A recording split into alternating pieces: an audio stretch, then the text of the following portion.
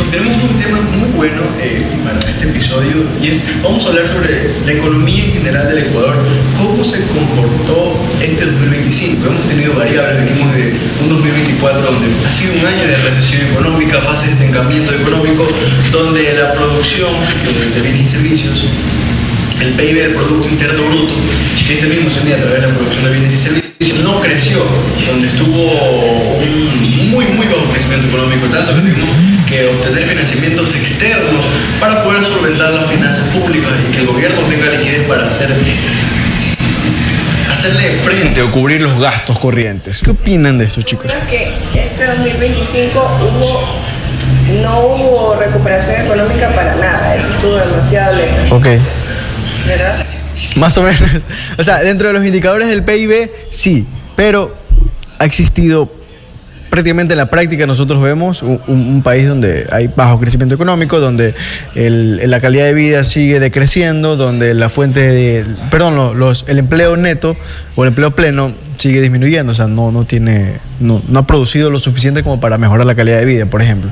Sí, o sea, como decía Javier Isaac, como el 2024 fue un año de crecimiento, la economía tuvo una variación negativa. Obviamente, si caes, ya el siguiente año te recuperas y por eso se está viendo un crecimiento en cifras, pero obviamente ya la realidad también tiene sus cuestiones. Por ejemplo, cómo está afectando eso al empleo, cómo está afectando también el manejo del gobierno, porque todo tiene relación. Y también creo que no solo hay que concentrarnos en esa imagen de lo que está pasando en este momento, sino también cómo nos ha ido ya en un periodo de tiempo más largo, porque ahí se ve realmente el desempeño y si efectivamente el país está progresando o no. Prácticamente esto fue un efecto rebote, ¿no? Dentro de la teoría económica existe el efecto rebote, que es donde un año o un periodo económico está malo o tiene bajo crecimiento económico o recesión económica, viene el siguiente año, como bien lo expresó Danilo, es un año de recuperación económica. Pero incluso estos no muchas veces es por una buena ejecución pública. O sea, netamente se llama así, efecto rebote. De hecho, hay indicadores que lo mencionan. Sí, incluso algo que es de alguna manera interesante es que el gobierno actual, pero también lo han hecho los gobiernos anteriores, es que muchas veces ellos celebran ciertos indicadores como si fueran de alguna manera resultado de su gestión, pero al menos este año sí. Esos buenos indicadores que estamos viendo, por ejemplo, en ventas y también en la evolución de la economía, es en parte porque como el año pasado decrecimos, ya está existiendo una recuperación frente al año pasado.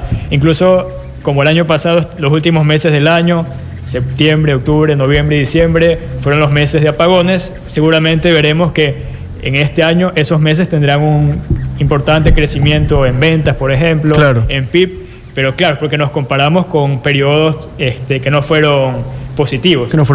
Entonces, ahí habrá que ver si ese desempeño de crecimiento que tenemos ahorita se sostiene en el tiempo, en el próximo año, pero vale aclarar que las proyecciones no lo muestran así. Claro, no son favorables. Sí, si bien este año vamos a crecer más del 3%, de hecho casi 4%, el próximo año el crecimiento será menos del 2%. Y para los próximos 5 años, el promedio de crecimiento esperado es de apenas el 2% del PIB, que es un crecimiento mediocre realmente. Claro. Si como país esperamos tener un desenvolvimiento de la economía que permita generar empleo, que permita que más personas salgan de la pobreza, necesitamos tener un desempeño económico mucho más destacado, tasas de crecimiento mucho más altas que ese que se espera tener en los próximos 5 años.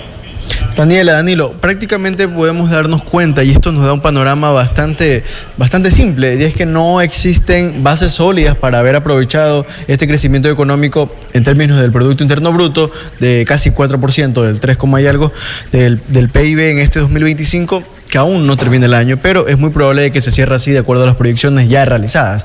De hecho, el primer semestre fue un año relativamente bueno de acuerdo a los indicadores económicos, pero no existen bases sólidas para apalancarnos y continuar con esa tendencia de seguir creciendo económicamente. ¿Y ustedes cómo creen que ha evolucionado la inflación en 2025? Sí, ahí hay un tema interesante y es que como recién se eliminó el subsidio al diésel, mucha gente decía, sobre todo la gente que se oponía a esa política, que eso tendría una afectación general y significativa en todos los precios.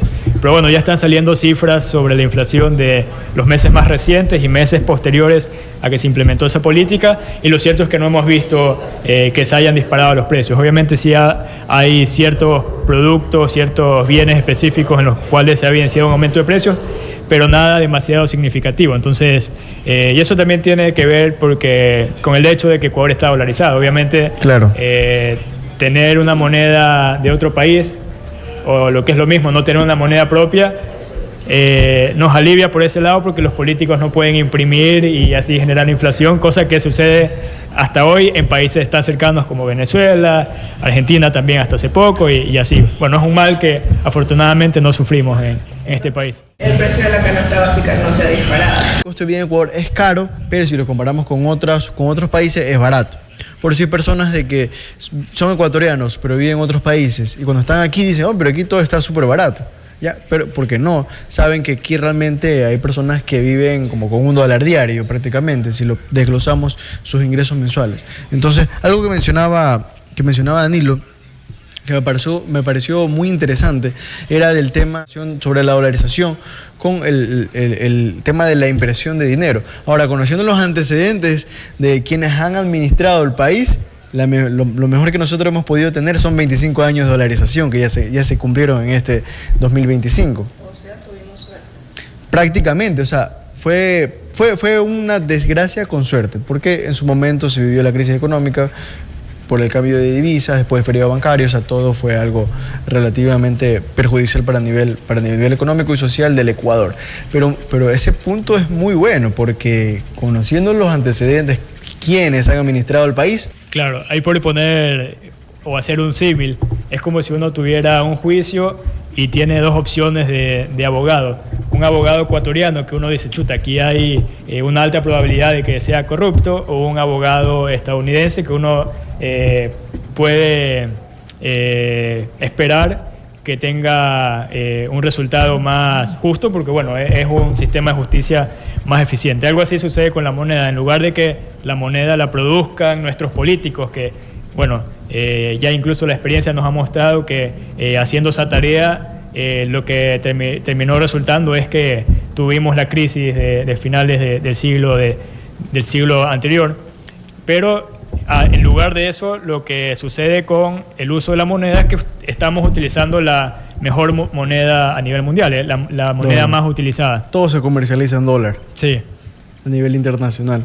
Entonces, por ese lado sí es un punto súper a favor. Pero lastimosamente sí, el tema de ingreso per cápita sigue estando bajo. O sea, el ingreso por persona no hace frente a un costo de vida elevado. Entonces, son personas que han tenido prácticamente toda su vida en el sector público o en el sector privado y han ganado los mismos $600.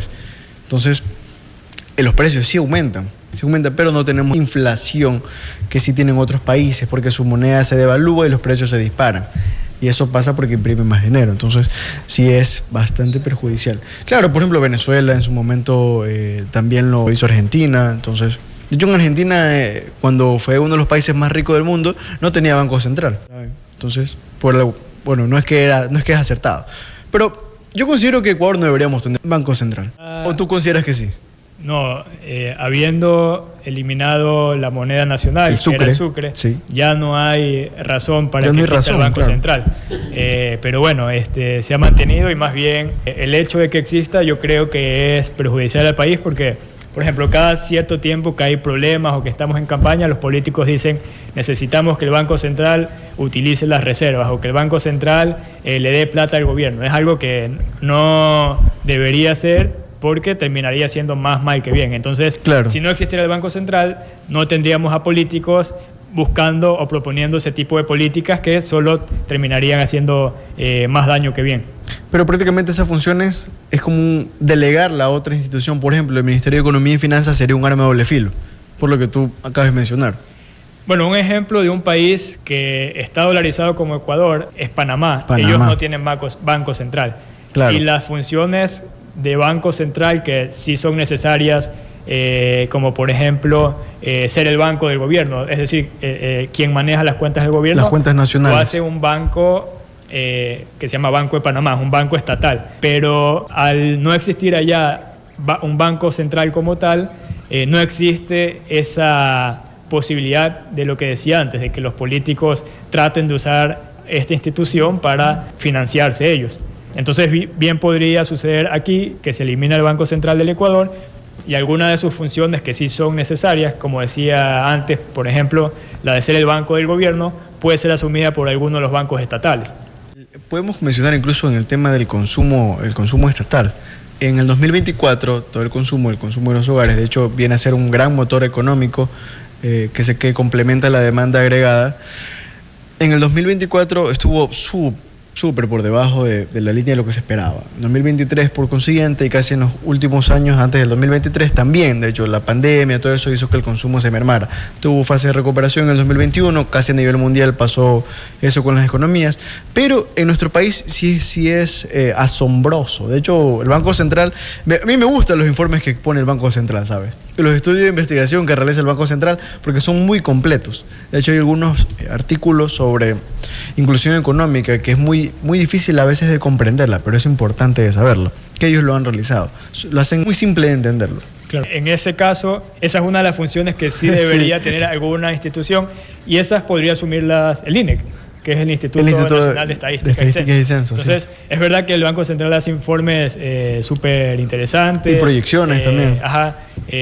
Básicamente informes económicos, recopilación de estadísticas, pero bueno, esa función específica podría asumirla tranquilamente el INEC. ¿Te acuerdas de Javier Milei en campaña? El Banco Central hay que cerrarlo. Al menos esa política yo creo que aquí sí deberíamos implementarla. Yo también comprendo. Ahora, otra cosa que también creo que es interesante conversar es, ya decíamos al principio que bueno, ahorita este año 2025 la economía se está recuperando, hay cifras de crecimiento positivas, pero eso no se está traduciendo en una generación de empleo importante. Si vemos las cifras de empleo, prácticamente se mantienen en niveles similares a los que hemos tenido en los últimos años. Y entonces, sí, yo creo que esa también es una pregunta interesante para tratar de buscarle respuestas. ¿Por qué si nos dicen que la economía va bien, yo o mis amigos o mis familiares siguen teniendo dificultades para encontrar conseguir empleo formal? Sí. Ajá. Eso es un punto de vista bastante válido, porque de hecho dentro de los indicadores macroeconómicos, sí, el 2025 prácticamente las autoridades lo pintan como si fuera un año muy bueno a nivel económico. Pero no, si hacemos ese análisis de la vida diaria, pues vemos que hay personas que les cuesta conseguir trabajo por la falta de oportunidades. Mire, la academia en nuestro país hace un excelente trabajo en aportar el talento humano para empresas públicas y privadas. Ha innovado en carreras. Aquí en nuestra provincia, en la provincia de Manabí, donde nosotros somos, se ha visto eso. Pero lo que no se ha innovado es en las fuentes de trabajo. Entonces, ahí sí existe una muy baja innovación. El motivo principal es que en los mercados ha costado innovar en nuestro país por diversos factores. ¿Cuáles son los sectores en los cuales ha aumentado o disminuido la creación de empleos? 7 de cada 10 jóvenes están en el desempleo o en el subempleo, según los datos del INEC. Entonces, sí. El Ecuador sí tiene, por decirlo de alguna forma, así como si hablamos de la selección, por ejemplo, tenemos la defensa que es buena, pero el ataque por ahí no tanto. Bueno, también así en la economía tiene sectores que tienen un mayor potencial. Sí. Por ejemplo, el minero. Ecuador hoy tiene un gran atractivo que incluso es reconocido a nivel mundial por los minerales que tiene en ciertos territorios del país. Pero es, por ejemplo, un sector que de alguna manera no se está aprovechando tanto. Ya hay en la actualidad 2 minas a gran escala, que una produce oro y otra produce cobre, y en los pocos años que tienen operando, que son 5 o 6 años, los resultados son súper buenos, tanto en ventas al exterior de cobre u oro, cobre y oro, en generación de empleo, incluso en recaudación de impuestos. Ahora, si esto pudiéramos extenderlo a nuevos proyectos mineros, porque además vale mencionarlo, Ecuador tiene reservas que en algunos puntos son destacadas a nivel mundial. Entonces, si pudiéramos extender esto, estaríamos hablando de que se puede multiplicar el efecto positivo que ya están generando esos proyectos mineros en la actualidad. Otro sector con un gran potencial es el sector agrícola, que bueno, es el sector que históricamente nos ha de alguna manera sacado adelante hasta que bueno, ya también empezamos a ser un país petrolero, pero tuvimos el boom cacautero, luego el boom bananero y hoy tenemos el boom de camarón y siguen surgiendo productos ecuatorianos que destacan a nivel mundial. Nuevamente haciendo la analogía con el fútbol, así como hoy estamos vendiendo jugadores a Europa, bueno, también tenemos productos que están surgiendo, no solo los productos tradicionales como banano, camarón, que ya mencionaba, sino que, bueno, estamos destacando en una serie de nuevos productos. Entonces, esa potencialidad que tenemos, obviamente hay que buscar cómo aprovecharla. Otro, el sector turístico. Ahí sí, claro, incide, por ejemplo, los temas de inseguridad que tenemos en la actualidad. Sí. Pero Ecuador, no solo que tiene una gran diversidad, sino que también tiene otros elementos que ayudan a que sea un punto turístico interesante. Es un país pequeño, entonces no es tan difícil movilizarse. Lo puedes recorrer entre un punto fácilmente. Y otro. Tenemos una infraestructura buena, comparativamente a nivel regional, al menos. Entonces, esos sectores con potencial hay que buscar cómo aprovecharlos. Por ejemplo, el sector turístico es un sector que por ahí puede generar empleo más enfocado en jóvenes. Entonces, hay que buscar cómo impulsarlo. Y menciono estos sectores porque, de hecho, hay un informe del Banco Mundial que salió el año pasado que justamente destacaba estos tres sectores como los tres sectores que pueden hacer que Ecuador en el futuro tenga un desempeño económico mejor del que ha venido teniendo y que obviamente eso también puede impactar ya positivamente en lo social, en el empleo, disminución de pobreza, incluso si hay mayor actividad económica, hay mayor recaudación de impuestos. Así los gobiernos van a tener plata para cubrir aquello que deben cubrir. Por ejemplo, el sector de salud, que hoy tiene sus problemas. Incluso para el tema de seguridad, si hay más plata, bueno, hay una mayores recursos, mayor capacidad mayor para inversión en ese sector de inseguridad. Yo tengo una pregunta. ¿Cuál? ¿Qué ha influido en que, o sea, la economía ha influido en la inseguridad o la inseguridad ha influido en la economía de Ecuador? Entonces, es como que, ¿de dónde nace? Como tal, o sea, la economía, los problemas económicos del Ecuador han influido en que haya más inseguridad porque hay desempleo. Históricamente a nivel regional, por ejemplo en Latinoamérica, países como ejemplo Venezuela, desde que empezaron a incidir en la crisis económica que ellos siguen viviendo, crece la crisis económica y a la par crece el desempleo. Y ese mismo incide en que jóvenes que van creciendo, por la falta de oportunidad, ven el dinero fácil. Entonces, sí, mira, es una muy buena pregunta. No sé si te gustaría mencionar algo. Sí, es como... Son dos fenómenos que se autorrefuerzan. Sí. Si no hay empleo, si hay gente que no puede salir de la pobreza porque no encuentra empleo, por ejemplo, obviamente... Buscan el camino fácil. Claro, en algunos casos... encuentran oportunidades de generar ingresos en estos temas ilícitos. Pero también, por ejemplo, el hecho de que tengamos problemas de inseguridad afecta, por ejemplo, la atracción de inversiones, afecta lo que decía antes, que vengan más turistas. Los negocios tienen que cerrar porque los están vacunando y en ese sentido hay menos empleo.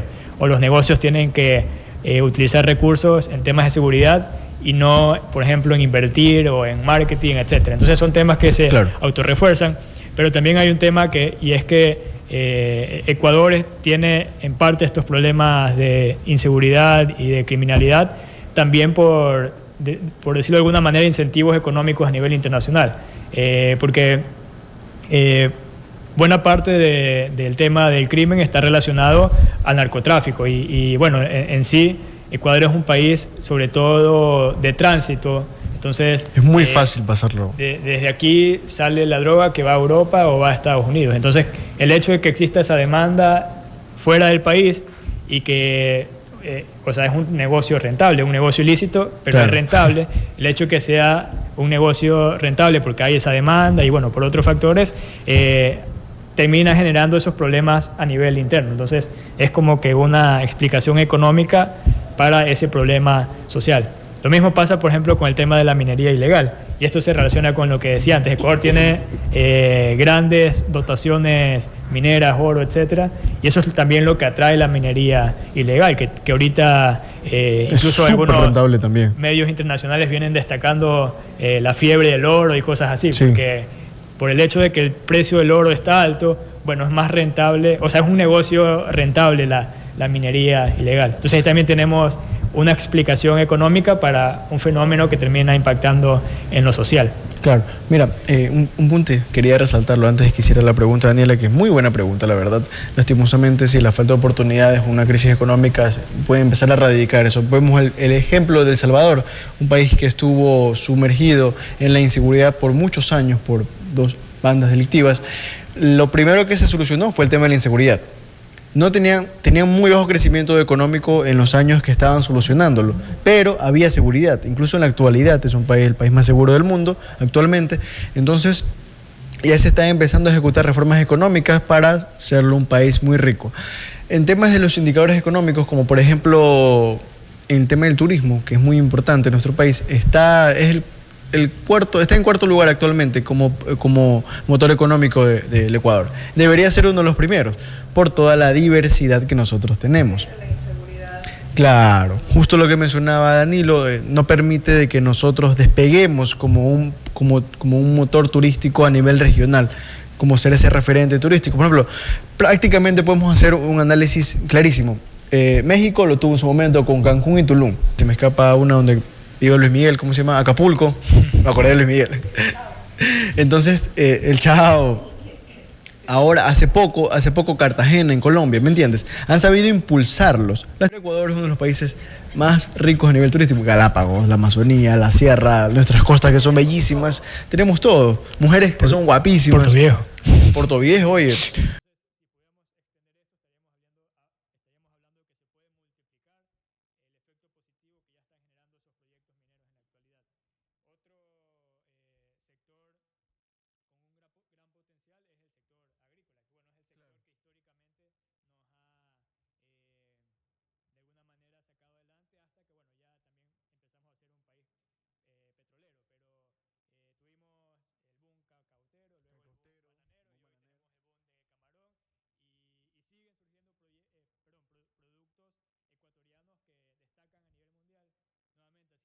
Una vez, hay un paréntesis, la otra vez conversaba con un amigo y me decía, loco, aquí él es de Manta.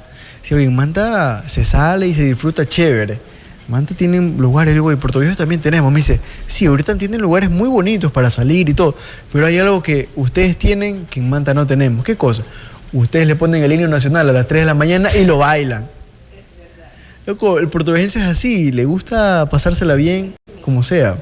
Daniel hiciera la pregunta para el turismo, era de que Ecuador en sí, si se pudiera ejecutar todos los motores y potenciales que tenemos aquí en el Ecuador, probablemente seríamos potencia mundial. Y no solamente con el turismo, sino también económico. Tenemos todos los recursos, los boom que hemos tenido, bananero, cacautero, y ahora mencionabas el del camarón.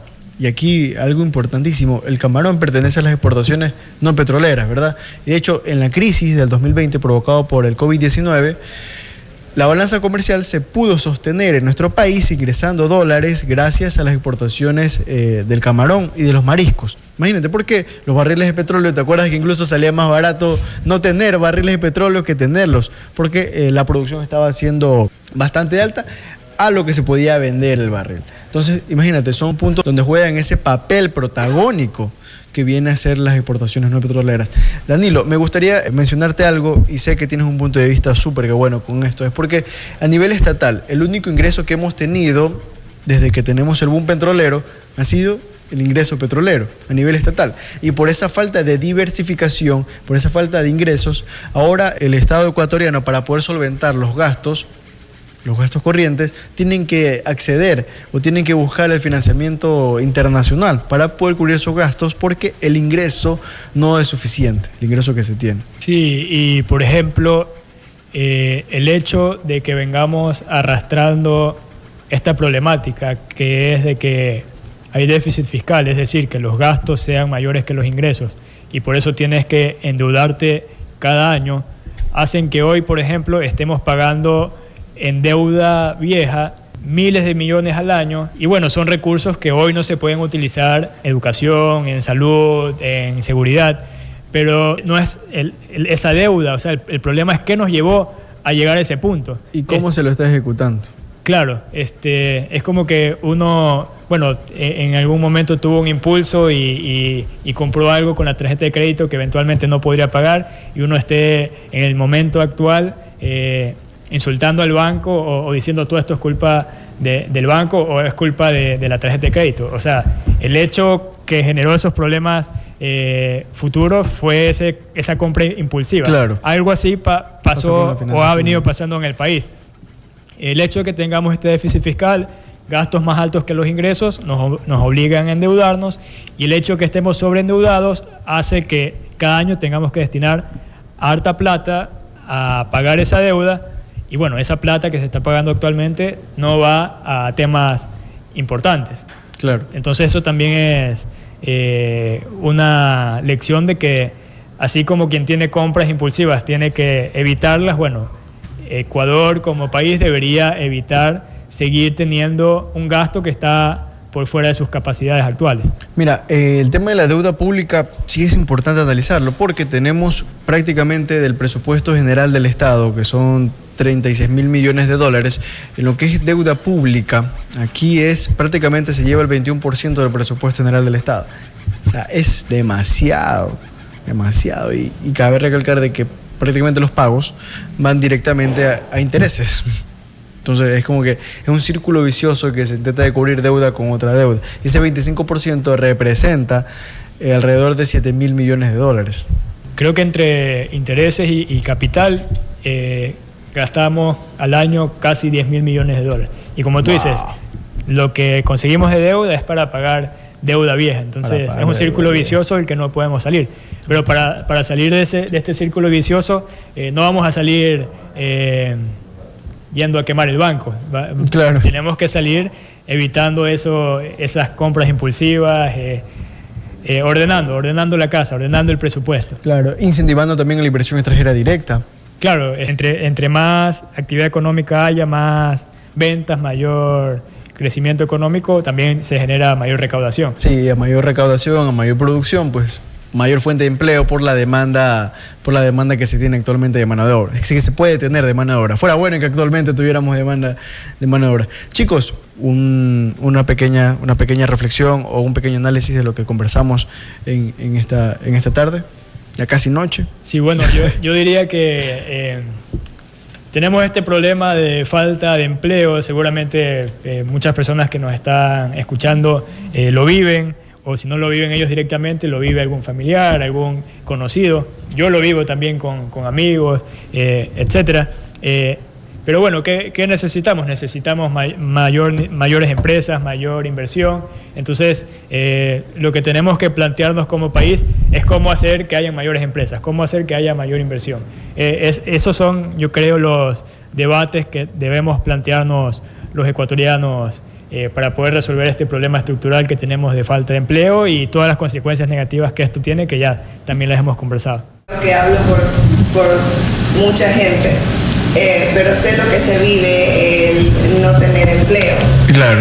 Lo sé en carne propia, porque lo he estado. Puede ser de la Bucará no tienen para comer. Che, mira el video. Bueno, yo a él no le quiero nada. Qué loco que ama, un bacán. Pero sí, yo creo que Ecuador es un país maravilloso y tenemos tantos recursos, y lo que yo creo es que lamentablemente hemos tenido muy malos gobiernos. Sí, muy acertado punto de vista de ustedes, compañeros. La verdad que sí, Ecuador tiene recursos para ser explotados de una manera positiva, para poderse ejecutar de una manera correcta y poder ser potencia no solamente económica, sino también turística, dejar a un lado la dependencia de los ingresos petroleros para empezar con una diversificación de ingresos que ya se tuvo en su momento cuando se incrementó el impuesto al valor agregado, el IVA, del 12 al 15% temporal y de manera permanente al 13%. El problema ahí fue que se incrementó el ingreso, pero también incrementó el gasto. Entonces, prácticamente en las finanzas públicas se continúa igual. O sea, tiene que reducir también el gasto. Es como las finanzas personales. Si yo gano por ejemplo, $500 mensuales, pero mis gastos superan los $500, estoy haciendo mal. Entonces tengo que poner en orden mis finanzas personales para ir saliendo de deuda y posteriormente tener un orden financiero propio. Esto ya es la despedida de Modo 6pm. Recuerden seguirnos en todas nuestras redes sociales. Estamos como Modo 6pm en Facebook, Instagram, TikTok y también en Spotify y YouTube, donde pueden ver el capítulo completo. Chicos, un último mensaje antes de combinar. Vamos a ver en el siguiente episodio, el siguiente viernes, Modo 6pm, ya lo saben, 6 de la tarde. Y bueno, vamos a tener a nuestra invitada especial ese día. Así que no se lo pueden perder. Danilo. Sí, bueno, yo simplemente quiero agradecer la invitación y agradecer también a todas las personas que nos escuchan y que nos ven en la grabación en las distintas plataformas. Listo. Chao, chao. Muchas gracias.